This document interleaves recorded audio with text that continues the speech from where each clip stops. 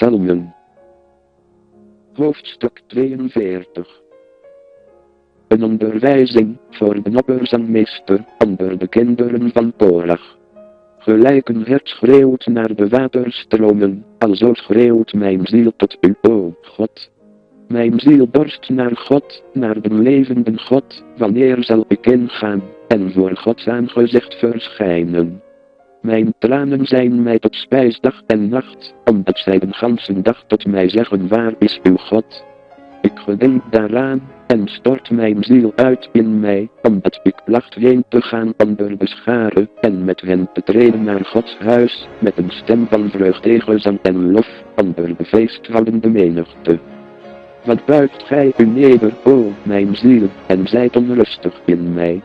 Hoop op God, want ik zal hem nog loven, voor de verlossingen zijns aangezichts. O mijn God, mijn ziel buigt zich neder in mij, daarom gedenk ik u uit het land van de Jordaan, en Hermon, uit het klein gebergte. De afgrond roept tot de afgrond, bij het gedruis uwer watergoten, al uw aren, en uw golven zijn over mij heen gegaan. Maar de Heere zal desdaags zijn goedertierenheid gebieden, en des nachts zal zijn lied bij mij zijn, het gebed tot een God mijns levens. Ik zal zeggen tot God mijn steenrots, waarom vergeet gij mij? Waarom ga ik in het zwart, vanwege des vijands onderdrukking? Met een doodsteek in mijn beenderen wonen mij mijn wederpartijders, als zij de ganse dag tot mij zeggen, waar is uw God?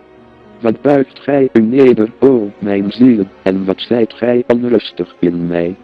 Hoop op God, want ik zal hem nog loven, hij is de menigvuldige verlossing mijns aangezichts, en mijn God.